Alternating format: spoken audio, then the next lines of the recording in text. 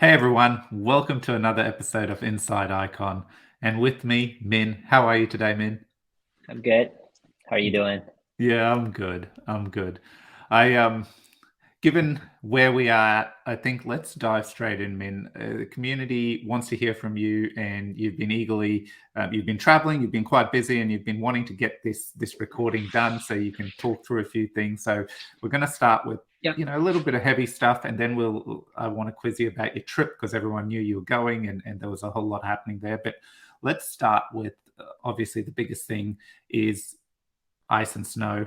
So, Min, why did we start ice and snow, and why did we decide to stop funding it? Sure. Um, I mean, I think if we had to discuss the entire 2, 3 years of drama behind Ice and Snow, it will be very difficult. We could take up hours and hours, but let's try to shorten it as much as possible. Um, the motivation of Ice and Snow, as I think a lot of people in our community already know, was to complement the ICE network or the Icon network, and to have the EVM compatible applications, and basically attract more developers and drive more utility for the Icon network in parallel to the Ice and Snow network. Um, it's true that the EVM compatibility is, I guess, less important today than maybe a couple of years back when we initiated the project. But I'd say it wasn't the only reason why we pulled the plug, as I think some of the members in our committee have suggested. I mean, we take all new projects very seriously when we decide to initiate them, and we take decisions to discontinue or drop projects very, very seriously as well. So there are many, many factors that go into the consideration. There's many internal discussions, and obviously I've shared some of the key ones on Twitter already. But the bottom line is that when we evaluated the project back in 2020, so it's been a couple of years, we felt very, very good about the idea. The market outlook was good. The teams that we contracted to execute the Ice and Snow project was very, very good. We felt they were very strong. I mean, we worked with them in the past, so we had good faith in them. And we had the budget. So we had a set budget for 2 years. And obviously we chose not to extend that any further. And most of all, I mean, I was excited, our team was excited for it. Fast forward today, if we ask the same questions, is it still a good idea? Is the market outlook still good? Did the teams execute as we expected? Do we need to invest in excess of our original 2-year budgeted plan? The overwhelming answer to that was a strong no. And let's just say that I'm putting this as nicely as possible, but at the end of the day, it's time to eat the loss, cut the cord, and move on. As we felt it wasn't my sole decision, but a group decision to move on from it just did not work out as we originally intended or originally envisioned. And again, we could probably spend hours discussing the detailed drama that went in the background, but we just didn't feel comfortable to continue the project going forward. Okay, so then this would tie in as well into, I guess, the Icon's strategic focus for 2023. So they're all kind of connected in their own way, right? So as you mentioned, 2020, the strategic direction, this was the right time. The markets look strong. Everything you've just suggested. obviously after 2 years, it's revised funding time. Did the team deliver? They want more money to continue. What's the market current outlook? How does it work in the current environment? So you've talked through some of that. So then what is our strategy and focus then around 2023? And how does this decision kind of help us really streamline our focus? Sure. So I've covered some of this on the Twitter thread just yesterday, or it might be a couple of days since this recording will be published a bit later. But the basic underlying, I guess, fact is that we've shifted from focusing solely on BTP to focusing on xCall, which encompasses a broader set of interoperability solutions, technologies, and it includes BTP. And the reason for this change is that we believe that we are solving the problem or the frustration of many dApp developers that we've interacted with. And, there's quite a bit of interoperability solutions out today. And they are difficult to work with since every single one you need to be able to learn and integrate it and so forth. And xCall is here to simplify that so that developers can easily integrate solutions that they want. So, let me take a step back. And although this sort of strategy has changed, I would think this is more of a go-to-market strategy where we could implement many existing solutions out there into xCall and get things rolling. But we still believe that BTP is the most trustless and secure solution in theory. However, BTP is a very intense research-based solution that is very, very difficult to build. And I think this part is what our community continues to fail to understand, is how difficult this new technology is.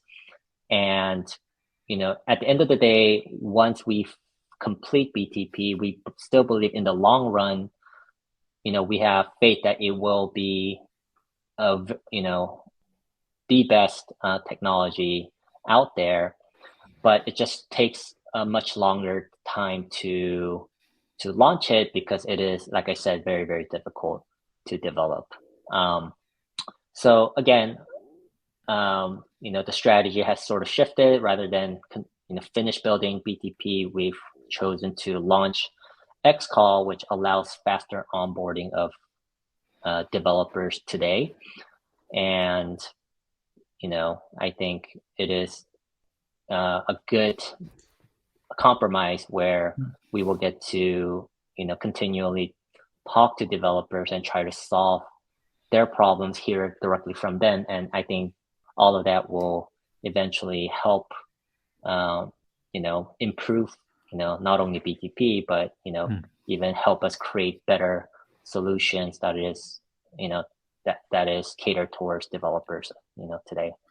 Yeah, and when you made this comment, and I just want to clarify, it's not rather than finish BTP, it is finish BTP, and at the same time, though, the xCall standard is defined where we can then take it and incorporate it into other interoperable solutions. So why I want point of clarity is I know, obviously, I'm sitting in the background working with the teams.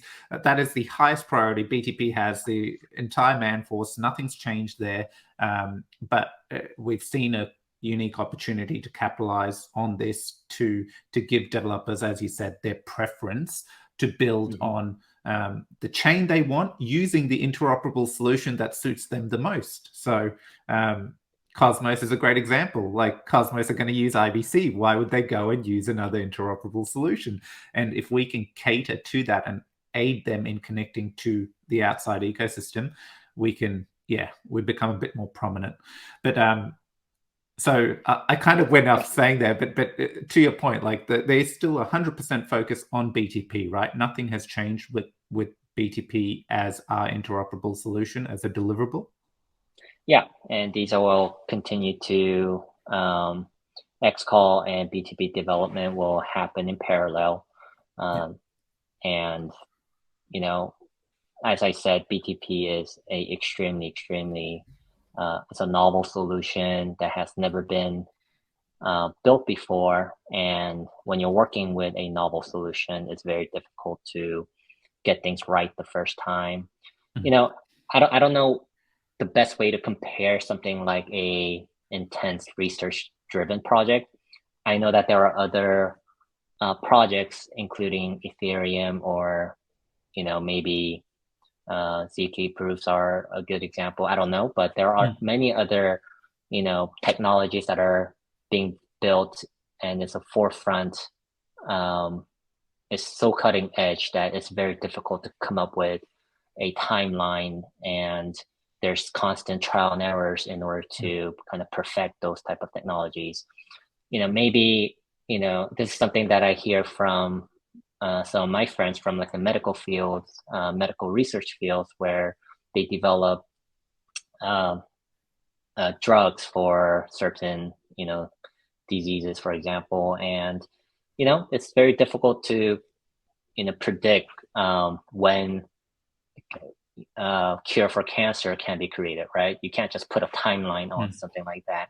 So, when it comes to that, there are proper protocols that are taken into place. There's theories and there are things that you do in order to explore different ways to kind of create that technology. Sometimes you don't get it the right way, which means you need to kind of change the design and the architecture and go at it again. Mhm. So that's what, BTP is. Okay, so Min, I'm going to ask you a very direct question. I understand what you're saying there because it Mm-hmm. is, we're not following a template anywhere. We're literally researching it. And as we research, we develop it, then we test it. And if something doesn't work, we find bugs, we go back to the research stage. So it's very Mm-hmm. like 2 steps forward, 2 steps backwards, and it goes back and forth until we get there and deliver the solution. So I guess when people Mm-hmm. hear this, they're wondering, oh, that means we're not going to see BTP released for another 2 years. What is your general finger on the pulse as you're in day-to-day activities? I'm not asking for a timeline, but more perspective on this matter, just so the community knows, gets, yeah, because there's updates. We've got the board, we've got things, how things are tracking. We can see things are almost at testnet level, which means, it's going to be out there for the broader public to see and utilize. But what's your take on the matter? Yeah, I mean, things are much better. And I mean, I could probably throw the question at you, who is actually working much more closely with the team and running with the team that, you know, as opposed to me, who's getting reported. So Yeah, um, maybe you could provide some provide yeah, some I light can. here. But yeah, from everything from what I see, things are much more streamlined than what it used to be from a year ago. We've hit some really important milestones that shows that the current design and the current development that is in place is working well. Binance Smart Chain appears to be the first to be the one that we're going to be integrating, but that could change tomorrow. Who knows? We have, for example, recently put Algorand on the testnet for some of the contracts, and things are moving along in parallel, and I'm sure that more work needs to be done. But we are from part of it is from the reports. I think people are optimistic, and I'm Mhm. optimistic as well. But just from the reports, we are very close. Mhm. So I don't want to jinx this, or Yes. or I want to, I guess we'll just have to see. So, Yeah. um, but we are very, very close, Yeah. and our team is, scoping out testnet incentives. I mean, we're doing other things such as, um, the interoperability between the Icon network and the Icon SDK chain, such as Hava, should be a bit easier. So, we are planning something like a incentivized testnet quite soon. So a lot of these are kind of running in parallel, like I said, but things have been moving along a lot more smoothly than a year ago, and we're all kind of learning from the past and tweaking things as we're moving forward and things like that. Yeah, no, I agree. And to your point of throwing it to me, I can offer as well a little more assurity as being a community member and getting the opportunity to work and actually sitting in on these meetings and having obviously a PM experience. So I take a lot of that and sit in, and definitely from a communication point and tackling just BTP, working with Parramatta. It's been great. There's a lot of information flowing back and forth. We get thorough updates on what's going on. I can tell it's very much research and development, because we'll find that a week later they have advise of what's on the agenda, what they're working through, but then they'll report back certain bugs and things and how the team is tackling it and resolving it. So it is a very much back and forth in that regard. But the state of the matter is, like, we're close to testnet. We already have a private testnet that Parramatta are running, which is connected to the Binance Smart Chain testnet. Right. And that is very much closed because they want to do their own testing, see how everything works, how the trustless components are functioning, what issues there are, what bugs they're picking up right now, and then obviously patching them and retesting it. But we're at that stage, which means that all the key components have been built. That we're not in that research and in terms of architecture phase. All that has been mapped out. BTP blocks was established. It is currently sitting on Berlin testnet to be activated, because they'll simulate the actual flow of the way it would get to mainnet. So, it goes via network proposal, it gets updated. And this piece, BTP blocks, the reason why I wanted to give an update and talk to it a bit more as well while everyone's listening, because Min, the community, loves when you drop videos like these. So it gets the maximum viewership. And BTP blocks is a unique solution that resolved a lot of the gas issues we faced in V1. But our new strategy with xCall, and because I'm actually working as a PM on this project, which is integrating at the moment, we're focused on IBC. Some of the current finality solutions that the IBC uses around its light client is actually not via smart contracts on chain. It's actually off chain, but because of the way they built the SDK, it's still trustless. So we are actually adopting that at a smart contract level, but utilizing BTP blocks. And this is what's giving us the edge to integrate these solutions. And I think as I've started to understand and be in these forums and ask questions, I've had these exciting moments that, okay, now I'm understanding why this re-architecture of BTP 2.0 has created this cool opportunity for us to assess how we can integrate these other interoperable solutions and try our best to make them trustless where the opportunity presents itself by utilizing this BTP blocks infrastructure. So I've gone on a bit of a rant, but it genuinely excited me. And overall, though, BTP is still separate and we're close to testnet. And I love seeing in the background all the hard work like Cyrus and Eric and the guys are putting in as part of testnet incentivization. And, this is not just about us as general users going and seeing BTP. It's also around people who run the relay infrastructure. It is around encouraging devs to create unique xCall messages that can get utilized by various dApps in the Icon ecosystem and outside of the Icon ecosystem, because once we start connecting to more chains, it creates that opportunity. So I'll stop there. You can tell, Min, I'm genuinely excited. Yeah, and I guess one thing that's cool and maybe a bit frustrating at the same time is I think recently we find flaws in other chains as well. So it is a collaboration effort. There were some issues with one chain that we were trying to integrate. We found I don't know if it was a bug or some consensus mechanism that was Mm-hmm. flawed. We reported that to, you know, the counterparty, and it takes time for them to review it, for them to get back to us. I still don't think it's been weeks. They haven't got back to us yet.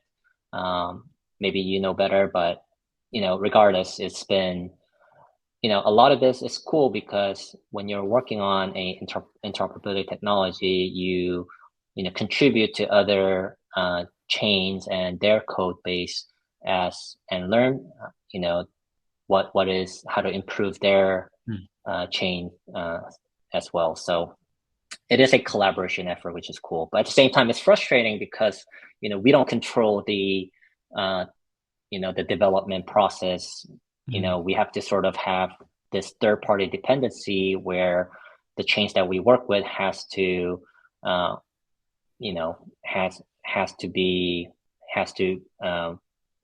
provide support in order for BTP to work. So a lot of that is kind of sort of out of our control as well. Yeah, every team has other agendas and priorities, right? So, yeah, look, overall, we focus on this BTP is development and xCall. Is there anything else we want to talk about here, Min, or I personally feel we've rounded it off quite well to give a bit more insights. Yeah, I mean,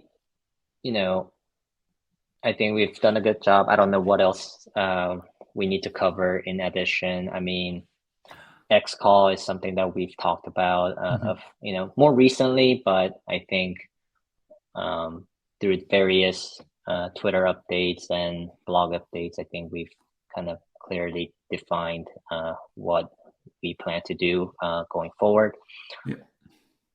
And you mentioned, like, I found this in the community, obviously wouldn't know this, but you mentioned Hava, because obviously Hava users is based on the same infrastructure. So like you could say Icon SDK, the SDK, like Cosmos chains have the same SDK and then their own chains.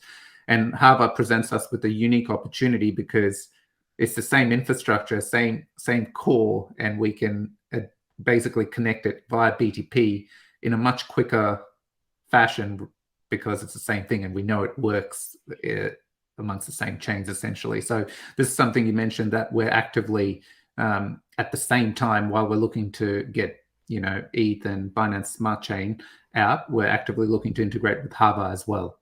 Yeah, right. Yeah, that's exciting. Cool. Okay, it is exciting. So, okay, I think we've covered all of that. I really appreciate, Min, you've been quite direct. It's not fluff. This is the way it is. These are the things we're focused on. This is how it's going to help.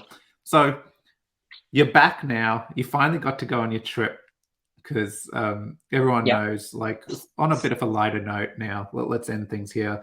How did your trip go? Because this was your first trip in a while, right? Yeah, still a little jet lagged.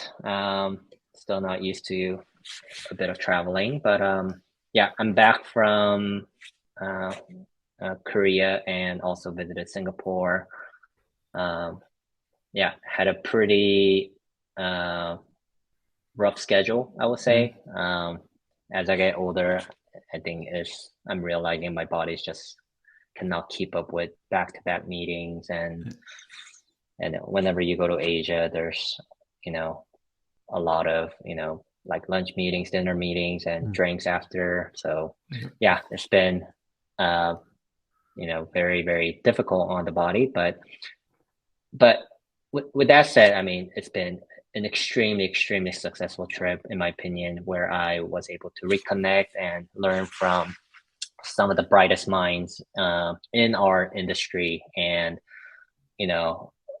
obviously, I don't really go into the names of these people, but they're very high profile, and, they entrust me with a lot of the information that they give me. So, yeah, I just wanted to maybe point out a few things, summarize some of these kind of points that kind of repeatedly came along in some of these meetings. So I think the general consensus, maybe I'll just kind of think about 2 or 3 kind of points. One, I think the general consensus is that the regulatory environment here in the US, Korea, and also Singapore are all getting worse. I think it's pretty evident. But I think for one, don't believe the media. The media is a political tool to attract young voters. So they like to put things in a more positive light or spin it in a more positive light. But the underlying fact is that there's a lot of there's crypto, and our industry is looked upon negatively by a lot of political figures, and I think regulators are coming down pretty hard, especially here in the US, but they are slowly getting harder and harder outside of the US as well. So I do think that the climate is going to be a bit of challenging, but whenever there's hardship in one region, there's opportunity in other regions. So I think the name that's been popping out quite a bit is Dubai. Dubai's been getting some love, and which kind of confirmed that I sort of need to visit Dubai and check out the scene myself. There are exchanges and a lot of projects, and a lot of developers have been moving to Dubai. A lot of great engineers from India have been relocating to Dubai to work on Web3 projects. So a lot of those kind of changes are happening in real time. So two, I would say Asia is becoming more and more important for real use case and adoption of crypto. I think some of the Western world here in the US, we talk about different technologies and different exciting things that are happening at an infrastructure level. However, when you talk about actually building services and bringing real use cases, Asia is where a lot of that will happen, and I think that's been sort of the prediction that I've been hearing. Have they hinted, Min, at what kind of use cases, like as an example? No, I think everyone's sort of waiting, but some people think it's going to be games. Some people think DeFi is going to be much more prevalent in Asia. And I would say it's kind of similar to how third world countries in Southeast Asia that did not have broadband internet, they totally skipped and went directly to mobile internet. I think we're expecting something similar, where many third world countries that don't have a very strong financial infrastructure, it's an opportunity for them to skip and go directly into crypto. So hopefully we'll see some of those similarities in the future.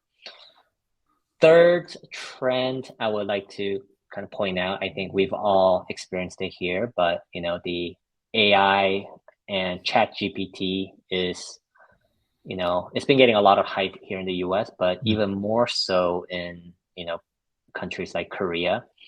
Korea, I mean, I've met, I have a lot of, people here in the US that use ChatGPT, but people in Korea are, I think 1 out of maybe 5 or 4 people that I've been meeting are premium users. So they pay $20 per month to, they are power users of ChatGPT. And a lot of the startups that I've met within crypto and outside of crypto are experimenting like different ideas and different products. So what does this mean for Web3 and crypto? I mean, there's some mixed answers here, but there are some mixed concerns about losing some quality talent to the AI industry in the short run. I've talked to some startup, Web3 founders who've, actually lost some of their key employees to, new AI startups, and other AI projects that are, kind of got them excited. So, whenever you see kind of a very exciting technology such as OpenAI and ChatGPT come into play, it gets very difficult for other industries to kind of retain talent, and I think we're going to see sort of more of that in the short run. So a bit of concern there, but at the same time, I mean, the reason why I say mixed is that some of the Web3 investors are saying that still, like, although we are losing some key members to AI, but overall the number of projects that's been continually coming into the Web3 space and the new talent that we're seeing in the space outweighs losing talent to AI at the moment. So, I mean, I don't have any data to kind of point that out, but which is the reason why I'm kind of using the word mixed. Yeah. I guess one last, I guess this is not a trend or learning, but maybe it's a learning, but after 3.5 years of not going to Korea, not meeting some of these key people and meeting them for the first time, I was kind of pleasantly surprised that, Icon is still highly respected, amongst the industry peers and leaders in Asia. Again, like much more than I sort of expected.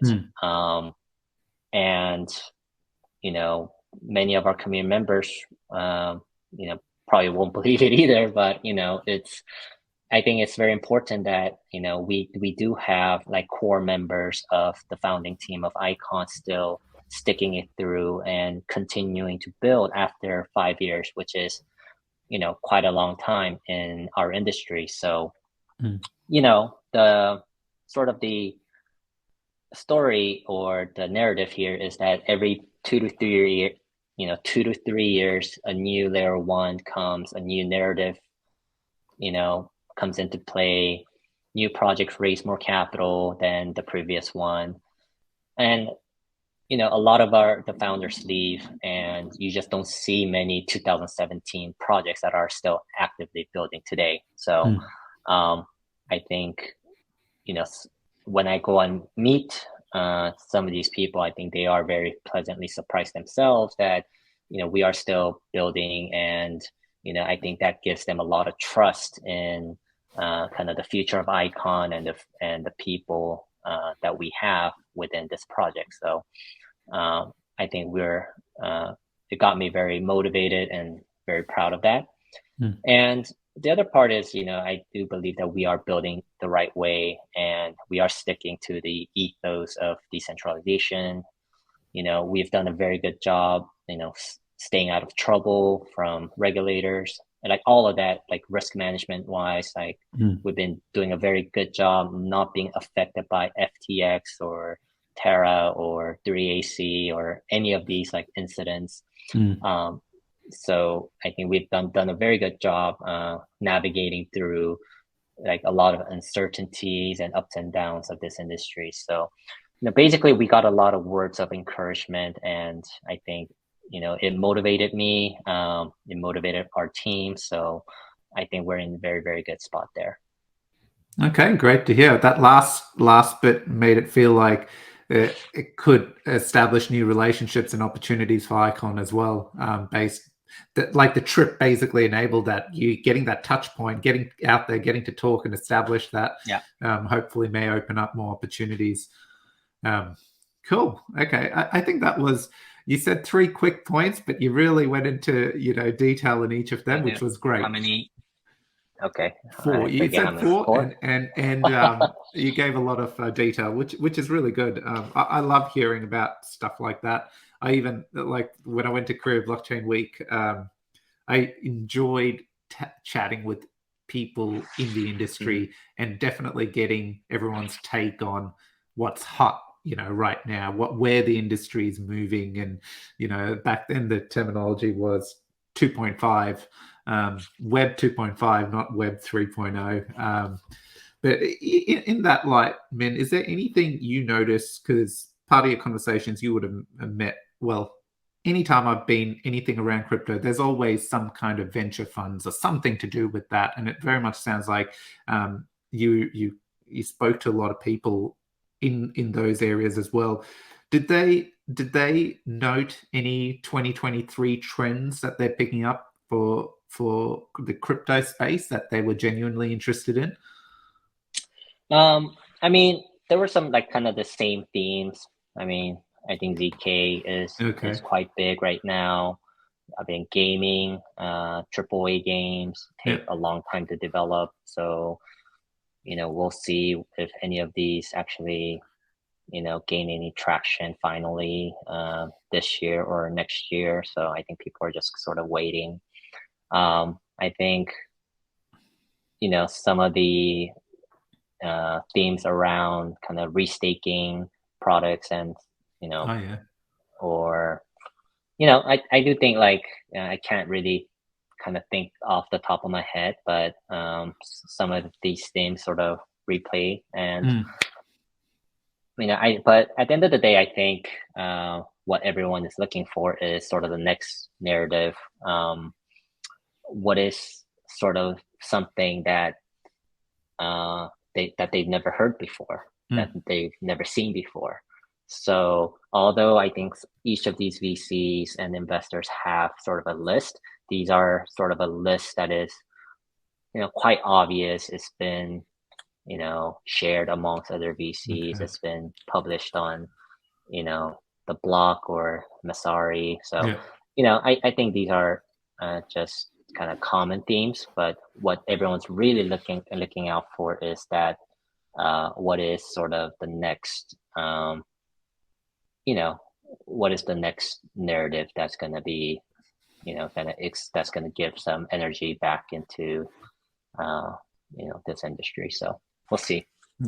Messages across blockchains. That's the next narrative. Woo!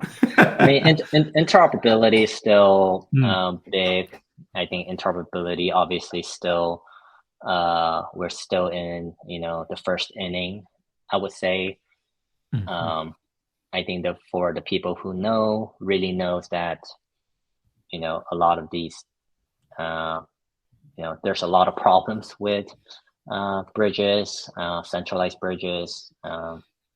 So it's not just about total value locked or how much, what it is today, but it's more about what is going to be big, what's going to come in the future. So, there's a lot of, people looking at new type of interoperability projects that's kind of coming into play as well. And obviously, we're in this space and we feel quite confident. And the more people we talk to, we feel more and more confident. We just need to actually get it to production and I think show it at some point. But yeah, it's been it's been good.